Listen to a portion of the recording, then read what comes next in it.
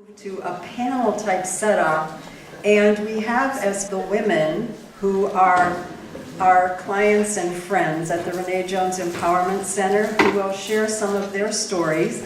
On the end is Rachel, and then next to Rachel is Pauline, who is sometimes called Paulette. I keep calling her Pauline. And then Renee Jones, and then Steven Hassan, who is our keynote speaker for a little bit later in the day. So I'm going to turn the panel over to the panel and let them take it from there. Thank you. Well, first of all, I am very grateful that you are all here today.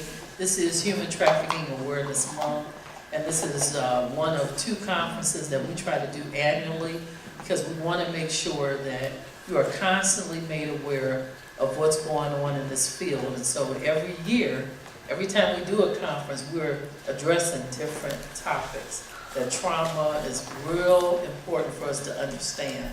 And I really thank you for that presentation. That was great. So we're going to start off, and I'm going to ask each of the ladies to share with you a little bit about their story, and then me and Steve are going to ask a couple questions because we want you to understand what a human trafficking victim endures and goes through.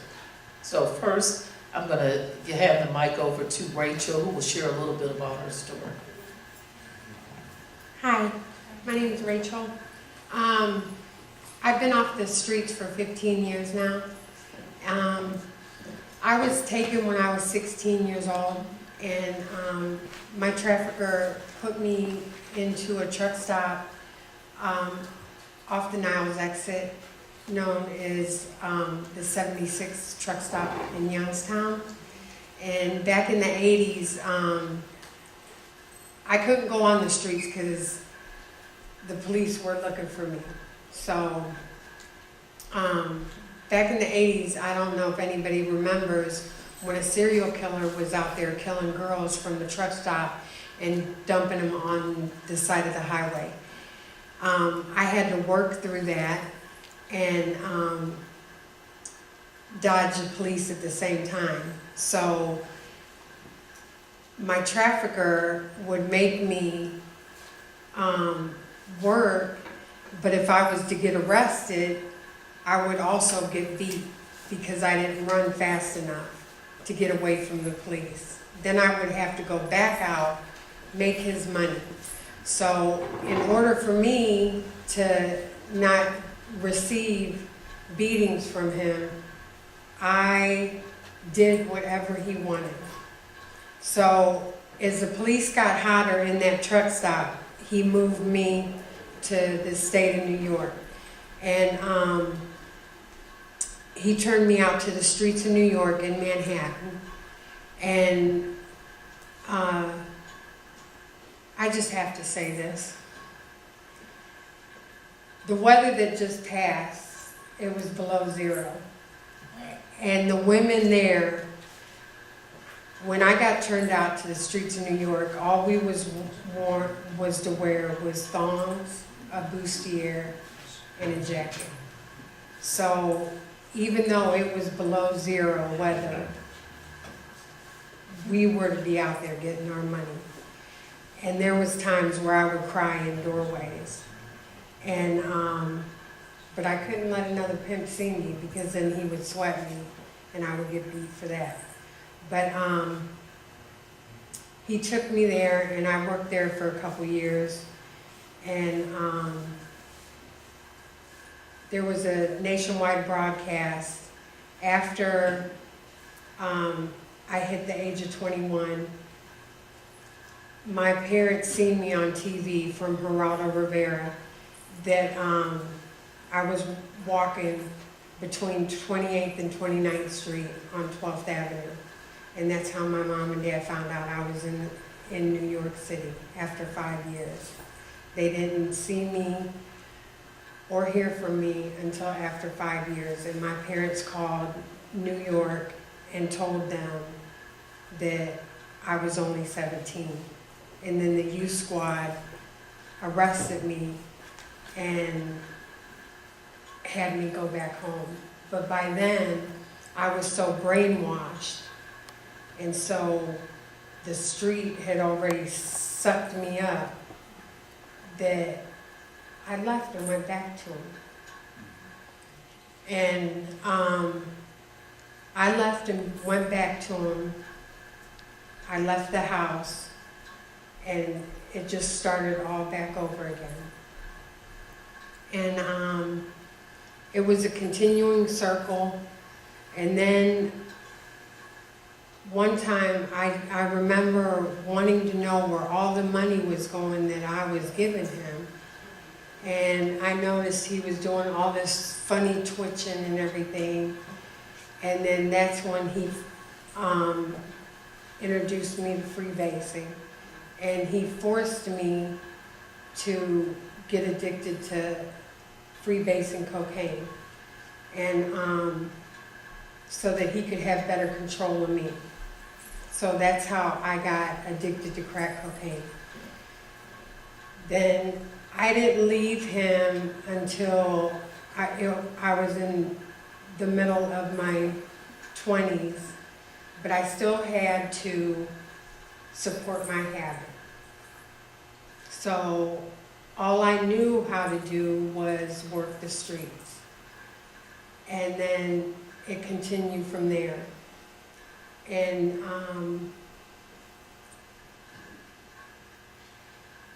the way I stopped was I had gotten pregnant with twins, and I stopped the drugs, and I asked my mother to help me. She helped me, and I quit cold turkey getting high because I didn't want to raise my twin girls or have them taken. And it was a hard road, and it's still a hard road. I will say that. I still have a lot of healing. That's why I continuously go to Renee. And I still suffer once in a while. But Renee has questions for me. So I'm going to pass the mic. Okay, thank you for sharing your story. And then before we get to the questions, I'm going to let Paulette share a little bit about her story. My name is Pauline. It's a whole other story how Paulette came about. Pull me to the side later on, I'll change the story. But my story's a little different than Rachel's. But a lot of the stuff that I saw a moment ago, you'd be surprised how it applied to me in my life. I didn't know my mom and dad, my brother, my sister. Actually, it's a lot of us, but my brother, my sister, and myself, we were removed from my mom's home because she had a heroin addiction, and my dad did too. And they were in and out of prison, and you know, all that stuff. So we were removed from my mom. So I never really actually saw her do anything. I don't even know what she looks like. She can walk by me right now and I wouldn't even know it. Well, she's dead, but I'm just saying, that's just how I knew my mom. I didn't know her. So I was raised in group homes, foster homes, sometimes detention homes. You know, if you're a kid, the older you get, it's harder to place you. So a lot of times you would find yourself in a detention home just because there was no room in there, the group homes. So a lot of that went on. But the low self-esteem, the people pleasing, that was all me. I'm the kind of individual, if I have questions and I don't get any answers, I begin to answer my own questions. And the information that I feed myself is negative. You know, the thought of, you know, there must be something wrong with me while I didn't have my mom, because I didn't find out all these things until I got grown. So my thinking said, well, there must be something wrong with me.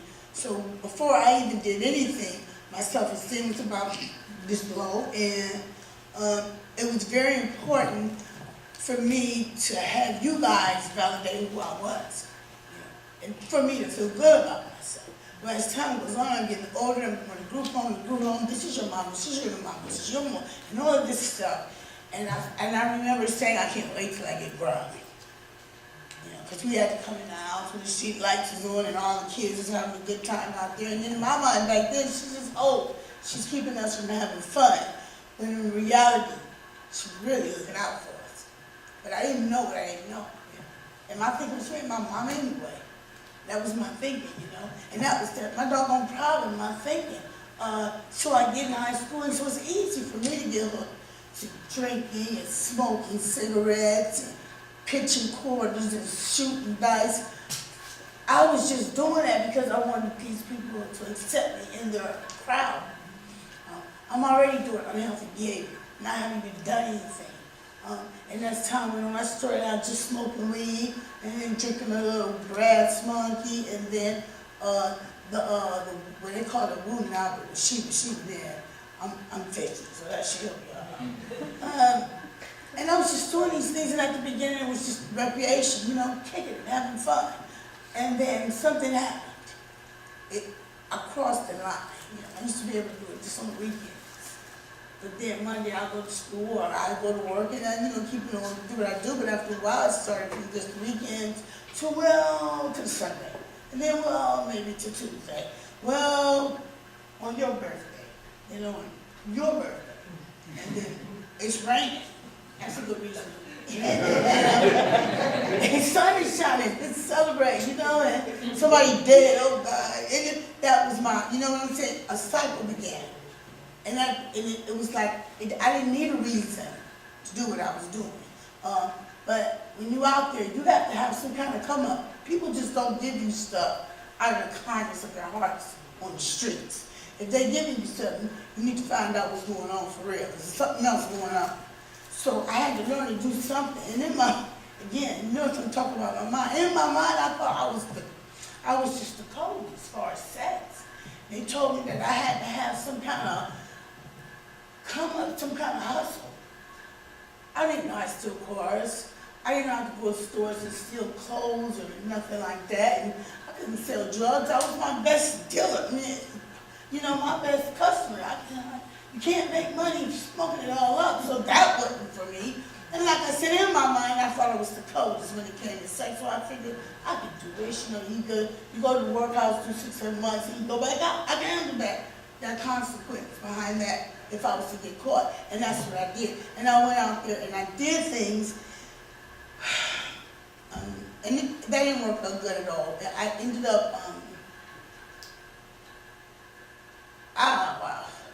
I would do some crazy stuff, and in my mind I was like, you would never get me to do that, I'm better than that. And then like 20 minutes later, I'm beating her butt because she beat me to do. Because all I needed was just one more. It's just one more. The next red Cadillac drive down the street, I go home. Well, one passed, so now it's like, the next Mercedes that passed by, I go home. Well, next 4-door Corolla, and then it's like 3 weeks later and I'm still playing this stupid game with myself. And the emotional, like being thrown out of cars, having a stroke, I lost my right arm for 5 years. That was okay because you can heal from that eventually, physically. But the mental and the emotional pain, that's the problem. That's the stuff that you have to learn how to healthily deal with it. Because if you don't deal with it and it's not addressed, it just goes wherever you go. So I can go to Longwood and then go to Lakewood. It wouldn't make no difference. I'm still carrying me and my garbage, And that's how it happened. Well, things went on, and I just came really, really bad. Things I said I would never do, I did. Going to jail meant absolutely nothing. It was just giving me a break, But things got to a point in my life where it was getting, and the Soel guy was out there, I could have very easily been one of these victims. I just wasn't on that side of town. A guy doing for me what I couldn't do for myself. I couldn't stand the police. I couldn't stand the judges. I couldn't stand the probation officer. And my sponsor said, well, if you wasn't doing stuff illegal, you would have never met him. And when he said it, I said, yeah, you're right. I like the police today. I love it when they ride down my street. Oh, the police are out here. Thank you, Jesus. Police. I've had 2 cars stolen from my house, so I really like the police. But, so my whole life has changed. I haven't used for 7 years. The 21st of next month is 7 years. I've been sober. I had sex, drugs, or money since 7 years ago. I don't have sex, so there you go. Period. That's the story. And that's the issue that needs to be addressed in another setting. But, and then I'm 50. After a while, it's not that exciting. But where I'm at today is that, and the Renee Empowerment Center is done for me. When I decided to get off of drugs and alcohol, I did a 12-step program. Cocaine Anonymous and Alcoholics Anonymous. But the thing about it was I had not changed the prostitution behavior. And by this time I'm in treatment, and my sister, they're not coming to see me because I've been trying to quit since 1988. So when I said, oh, my bad, I'm going to treatment, she's like, yeah, well, what are you saying? So they didn't care. I'm not gonna say they didn't care, but they wouldn't bring me cigarette money or snacks or hair stuff for my hair or makeup because I've done that so many times before, because I've learned all those bridges. So my mind told me that, you remember John? It was one of my old tricks, right? What I did is when I got into treatment, I told my counselor, oh, he's a friend. He's a friend from the church. He's a friend from the family. When in reality, he was a trick. And I would use him. He was kind of easy because after so many years, you don't have to work a lot. He just come by and give you money or whatever, or let you sleep. So he would bring me cigarette money and everything, and the counselor asked me, who is this guy? I told him he's my friend. And she said, when are you going to get honest? And I said, what do you mean get honest? She said, who is it? And I told her who it was. She said, you got to change your behavior. I said, well, what am I supposed to do?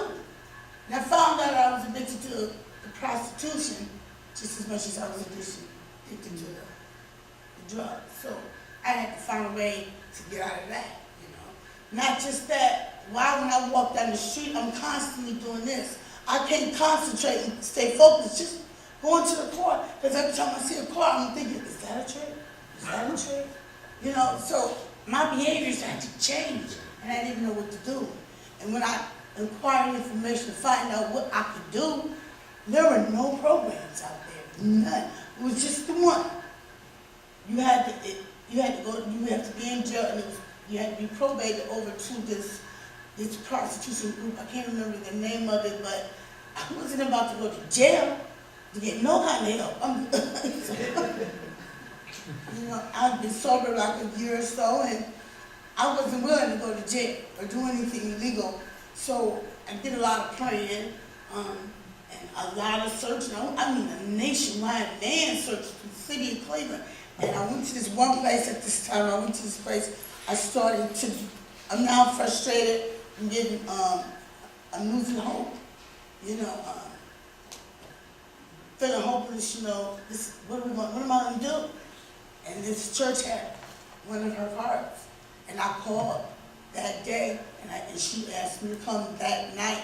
And I met a young lady named Jean Marie, and Jean Marie was raw. She was like, so when the last time you slept up for money? Whoa. And I said, oh yeah, a couple minutes ago, how about that? So she's like, well, we can talk. And through Renee and Jean Marie, they taught me how to be a lady. So I had to learn how to stop talking out the side of my neck, slick and try to be fly, talk somebody out of something. I had to change the way I dressed. I had to change the way I walked. And I had to change the people that I chose to be around. Most young ladies are not out at 4 o'clock in the morning walking down the rain. They're just not ladies. And that's what I want to be, y'all. I want to be a queen. A child of God. And queens and children of God don't walk the rain at 4 in the morning. So, and I'm glad because now I sleep normal, But if it wasn't for the Jean Marie and the Renee, and especially Renee, and all you guys that help the program and help the Red Cord Project, without you guys, we'll be jacked up. And because if you, and then that's another thing that I do, and she got us working on our behaviors. I'll say something, oh, I'm so stupid, and then laugh at it. But in reality, I really do think I'm stupid. And if I verbally say, I'm so stupid, then you would laugh at me and call me stupid. But if you call me stupid, I'm going to have a real problem. For real, I'm not that well. She's got 15 years. I'm only at 7. I'm working on it. But I don't like being called stupid. I don't even like a sentence with the word stupid in it at all, because I'm going to make it as if you called me stupid. So this just gives you some kind of idea where I'm at, where I'm working on in my recovery as far as being a positive young lady and be a healthy lady. My thinking is so distorted and it's not healthy at all. Relationships, I'm at the point right now where I'm at home by myself. I've never had a relationship where I never ever have not been in a relationship until now. My sponsor said my paper's broke. I picked the worst people. Maybe you should just focus on who you are now. And that's what I'm doing. And I thought it was going to be rough because it's always been somewhere in my life. But it's not that bad. It's just not that bad. And when I'm feeling kind of funky, I'll go do something like go to the psych ward because I'm schizophrenic. So I'll go to the psych ward at Notre and you can talk to some of the people there, and because some of the people don't get visitors. And when I get through talking to those people and looking at them, I get real grateful. And my problems begin to be about that big. And then it's easier for me to keep it moving. So those are things that I choose to do when I'm feeling funky.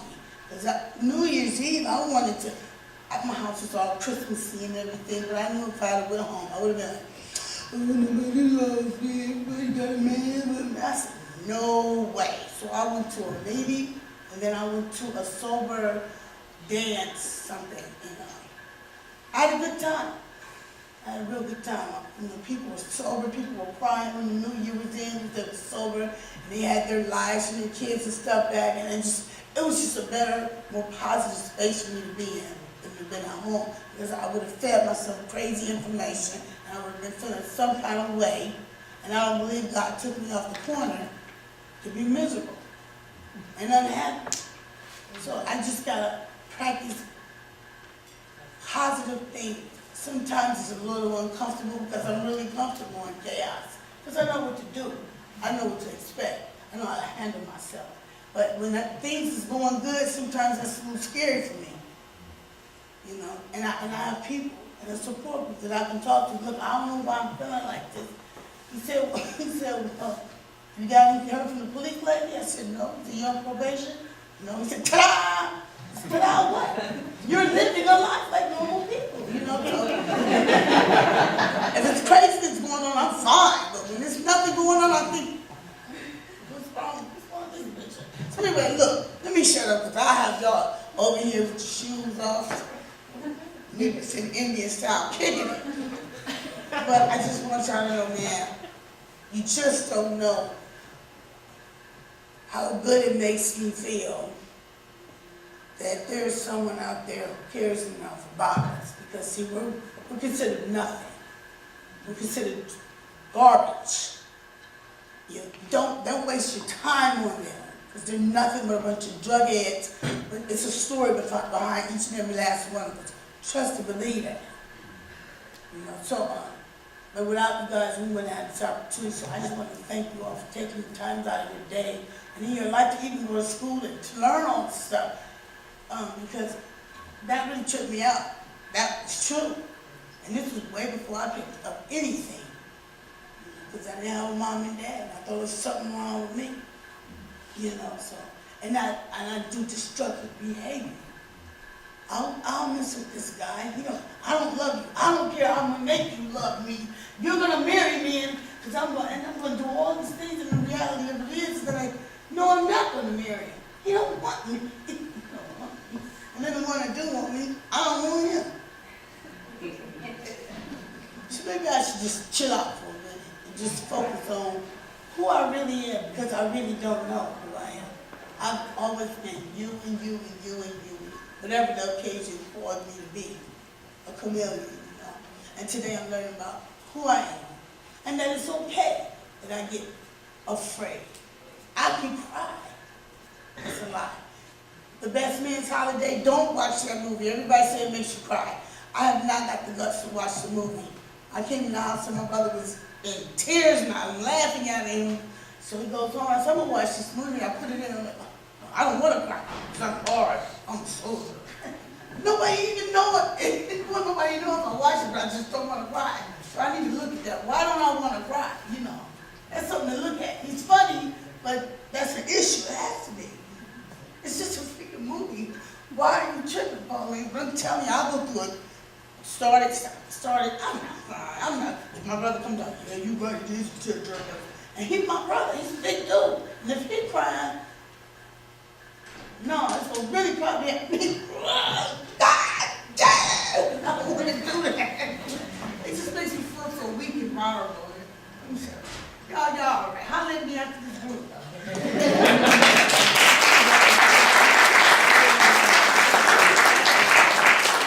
I think, first of all, thank you for sharing that, because what I want to say is really important every time we do these conferences, because people say, well, why are you talking about that? But like that was evidence about the trauma that you need to understand. Because they were sitting there and I was watching both of them because they were experiencing everything that is listed up there. And we as people that are, if you're interacting in any way, whether you're law enforcement, whether you're a social worker, counselor, if you're having any interaction, you need to understand all these things, because some of the behaviors, things you may see, you may not understand. So that's why when we try to do these conferences, every year we try to look at what we have not covered and be able to address it. And I was really glad to have that portion, so we are glad. And the other powerful thing, and I want to talk about this, and this is something we're doing with Beachbrook, because with this sex trafficking, we are like just testing things out, because there's no cookie cutter mold for dealing with this issue. Everybody's an individual, and everybody you have to deal with on an individual basis. So we're learning. So when you have a Paulette and a Rachel, and we get a teenager who's 15 or 16, who has some very risky behaviors, may not yet have been trafficked, but very vulnerable to being trafficked. Now we're starting to get that population where parents are seeking us out, bringing their children there. And you know what I tell the parent? I need your permission to put them in the adult. I want them to work with these adult women. And I want to ask you guys about, because sometimes through their experience, they don't think that they have anything to give. But I've seen some powerful interaction between what they're able to share with these teenagers who are at risk of being trafficked. So I want you to think about, you don't mention the names, but think about the youth that we've encountered and what you've been able to share with them that you believe makes a difference.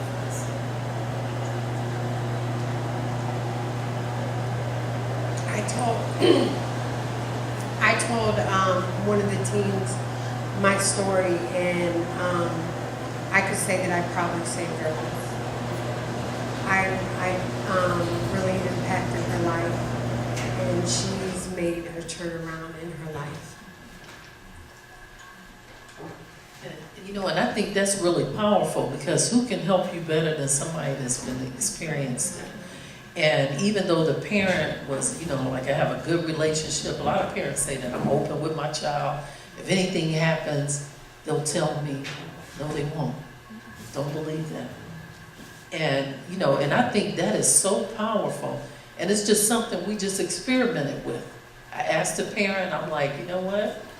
I'd like to put her in with some of the survivors. And the impact, and the young girls, they don't want to get out of the group because it's something different. Even though we got a specific group with Beachbrook for teens, we need that too, so you need everything. But it's very powerful for them to be able to hear their experience and learn.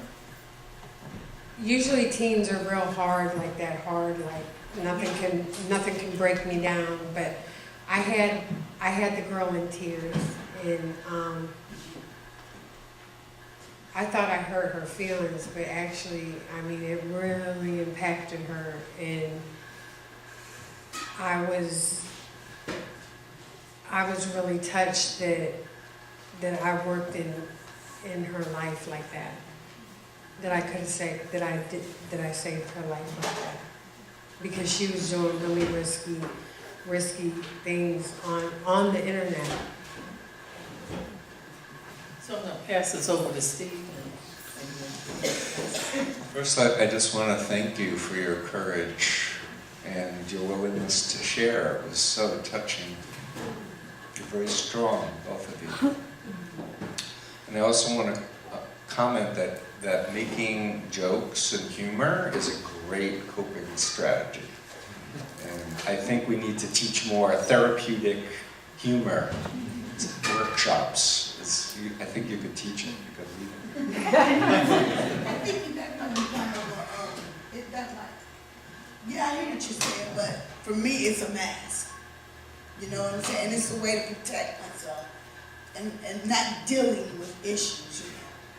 Some of that stuff that you do. I Some mean, of what I am. you joke, but then you come around and you self-reflect and connect the dots. I'm just very impressed. So I guess I'm just curious, and maybe there'll be time later, but Rachel, you talked about being trafficked at 16. You talked about your family looking for you for years. Could you say a little bit more about how you were recruited, or how, what, if you're willing? He played as my boyfriend. So did And you meet him on the street or at school? Or? what happened was I was flicking high school. And the way he got me so easy was that flicking high school, it's cutting. Not going to class. Thanks for asking. I'm the old generation. What happened was me and my girlfriend flicked, skipped school, and I don't know if you guys know any, well, we went to another high school and we played like we was students from Florida. That's how. And what happened was we were walking down the street because it was after school for that. We was going back home, and he drove down the street and he honked his horn and I waved. And he was... Say a little bit more about the grooming process. How did he convince you that he was your boyfriend? We was just seeing each other every day. Did he compliment you? And Yeah. buy you food and gifts? Yeah. So it was a systematic, incremental. Yeah. And what I say this all the time. I know there isn't a lot of men in here, but if you have daughters, love your daughters. Make sure that she's approved, because that's how that man got me. Because I wanted to be approved by my father so bad that I just, even till this day, I don't know what it is, like, even with Renee, I'll be like, did I do it right? Or I'll just make sure that I'm like always, I have to have that approval, like, is everything okay? Or I go out of my way, over, above, jump hoops for whatever, just to make sure that I'm approved. Like, If I may, I just wanted to respond and say that I met some survivors in California this past summer where I did a training with Runaway Girl, Chris Phelps, and there was a woman, Rachel Thomas, who was recruited at Emory College at age 19. And I think her father's a doctor, her mother's a lawyer, like really attacked family. This was a CEO pimp who was going to give her a modeling career and stuff. So I guess I just want everyone to understand that while what you're saying is true, that parents need to approve and love their children and bond with them, in my opinion, there needs to be more systematic education to parents about predators that are out there on the internet, at high school, on the streets, and there needs to be a lot more education in the community to be alert to identifying the predators and real skills of how to look out for each other and what to do if you are noticing someone who doesn't belong. You know, patrolling outside a high school or outside of a group home or something. There needs to be more community involved. I'm thinking, well, when I was a kid, you know, the lady was, I thought she was personally out to destroy my fun. And what she was doing, she was planting the seed as far as like going to church. He had to go to church. There was no if, buts, ands about it. You had to pull your clothes out. She had to prove what you were wearing. You had gloves. You had patent leather shoes and a patent leather purse. And you wore a hat and you took a bath every day because this is what ladies do. But I thought she was just trying to mess my, just be a butt. That's what I thought this lady was. And really she was trying to teach me how to be a lady thief. It was until I took my life over and said, when I said, oh, I can't wait till I get grown, that's when everything went crazy.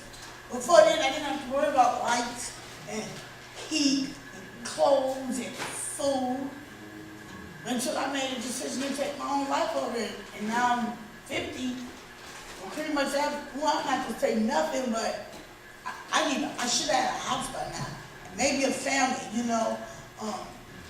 But I took over my own life, and a lot of these kids, they don't realize how important it is to listen to their mom and dad. So these groups that Renee takes these kids to, we kind of warn them, you know. For me, it's my personal duty, as far as I'm concerned, is to help another woman. Because being a patch on your back, excuse me guys, but on your butt, the woman will pick you up and help you along the way. So it's our jobs to let these women know, you ain't got to do this by yourself. I got you. You ain't even got to do it. I already did it for you. Let me share my story with you. Then you listen to me. Now you don't have to go through that. Not by yourself in the future. Share what you're thinking and feeling. No matter what it is. We got you. But they need to know that they know that we really got it. And it's not an ulterior motive. You only come up here to be happy. And you're your own individual person. You don't need a man or whatever it is that you're tripping on to validate who you are. You know, I don't like to use the God. I think a lot of people are scared of God or for whatever their issues is, and that's another group. But I'm just saying, just for now, we got you. We got you. We done did it for you. You don't have to do it. If you got something going on, holler at us. And if y'all been working out with your kids, where they can come to you about anything, work on that. Work on that. Work on that while they're young. Because this stuff is going on nowadays. It's tricky. It's tricky. You would think that God loves, oh, I love you, and all he's doing is want to get you in. Once you're in this morning, and you're going to 9 times out of 10 do whatever it is he asks it from the beginning, not about fear, but because he makes you feel good. And if I want to keep him making me feel good, I want to keep him happy. See how I go out there. I might not feel comfortable about it, but when it's all over, I'm going to come back to him, and he's going to tell me something that's going to make me feel like this, and then, you know what I'm saying? I mean, going to any length to feel good about it. And the only way that happens is with someone else. That sucks. To piggyback off you, we was talking in Columbus. We was saying, can I say? We were saying that high school, educating high school girls is too late. For real, if I was molested at 12 years old, my predator was watching me at a young age. So I really think that we should talk to our kids sooner. Because this is a day and age where predators are lurking, and traffickers are taking elementary kids now.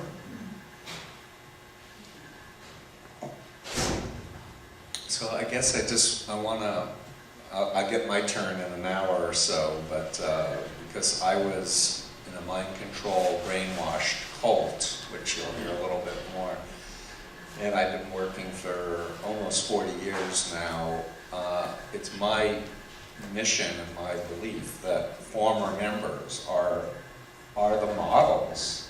That's the best way to help people who are victims, is by people like yourselves getting strong and being mentors and really caring, sharing your stories.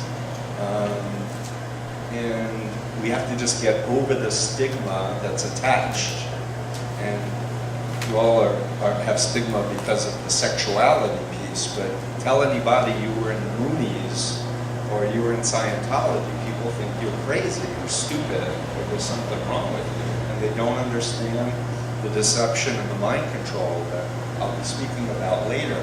So for me, part of it is really about learning about how the mind works. You were describing very, very eloquently about coming to understand who am I and how do I make decisions, and identifying your needs and your feelings. By mastering ourselves and by mentoring, it's the best way to teach and to share and to help other people. So I really applaud your work. And I think that we need to destigmatize the whole issue of mind control.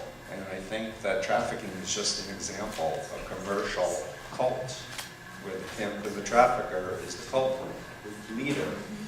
And if you want to get really scared, just go on Google and do hypnosis plus sex, and you'll see hundreds of websites where people will teach you for money how to hypnotize people covertly in order to rape them.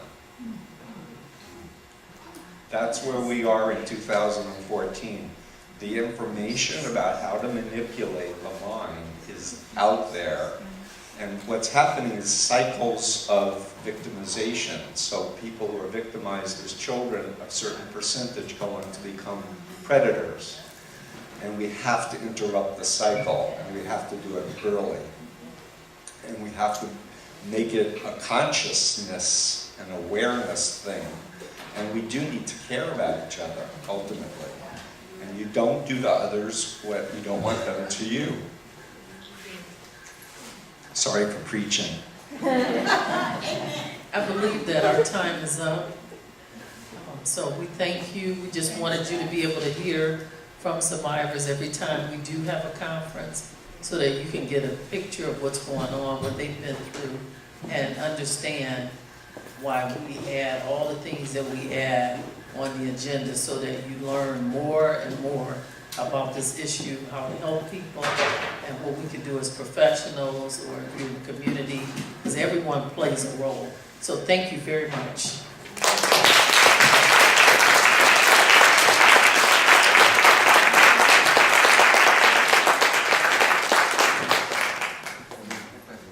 Because we did not want to cut the panel short, what we're going to do is readjust the schedule for this afternoon so that we have the law enforcement component in it.